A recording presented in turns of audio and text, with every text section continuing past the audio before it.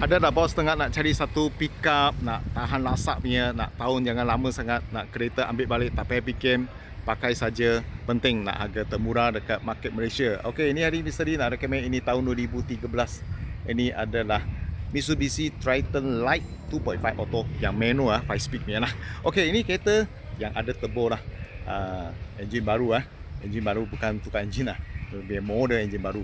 Okey, kereta ni new facelift muka baru pada panggil muka baru.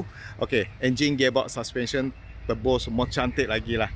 Gear semua elok boleh masuk habis 5 gear tak ada problem. Aircon pun sejuk, cat pun boleh kata elok cantik lagi, suspension tip top. Okey, ini hari misteri juga nak jual harga termurah dekat market Malaysia. 17,800 saja. Okey, ini boleh buat full loan kalau bayar 5 tahun ikat. Bulanan dia lebih kurang tak sampai 500. Okey, sekarang misteri review ini kereta, kasih bos tengok. Selamat petang bos. Misteri baru dapat ini tahun 2013 Mitsubishi Triton Light 2.5 manual. Kereta ni boleh kata king pasal apa tahu. Cat masih ori sampai sekarang satu owner pakai saja. Kereta tip top, tak ada masalah. Engine, gearbox, suspension tak ada masalah. Aircon pun sejuk lagi. Cat boleh kata cantik lagi lah.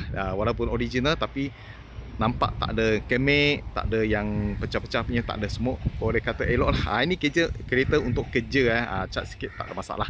Okey, penting condition tip top. Tak ada banjir kereta ni. Okey, kalau bos nak cari satu pickup nak pakai untuk kerja, ambil barang, ni boleh kata paling sesuai. Ni Triton Light banyak misteri jual. Tak ada masalah, memang cun okey punya. Pakai untuk kerja memang sesuai lah. Sebab dia pun tak tinggi sangat belakang tong boleh nampak semua elok lagi. Sebab dia tak tinggi sangat, ambil berat daripada masuk dalam tong, tu ringan sikit lah, tak susah sangat. Okey, ini kereta semua elok lampu kiri kanan depan belakang boleh kata pun okey lagi tayar bunga ada 70% tebal, boleh pakai lama lagi lah. Okey, ini hari juga nak jual harga murah-murah atau panggil harga termurah dekat market Malaysia. 17,800 sajalah. Ini kereta boleh buat loan masih tahun baru sikit. Ini boleh buat 5 tahun ikat lah. Bulanan tak sampai 500 saja. Kalau bos minat atau bos nak pakai pickup, recommend ini. Memang kuat-kuat recommend. Memang cun cantik. Kereta tak ada masalah. Ambil balik pakai saja. Satu owner pakai sampai sekarang.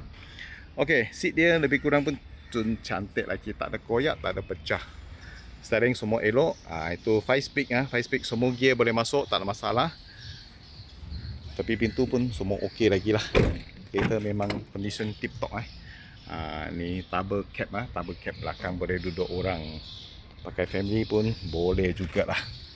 Aircon sejuk ini kereta aircon dia sejuk, tak ada masalah. Harga murah-murah saja 17,800 Yang ni ada turbo punya. Kalau bos minat ini kereta, cepat kontak Misteri. Setiap hari Misteri akan post dua video. Tolong bos dapatkan kereta terpakai harga termurah dekat Malaysia. Sila follow Misteri punya video.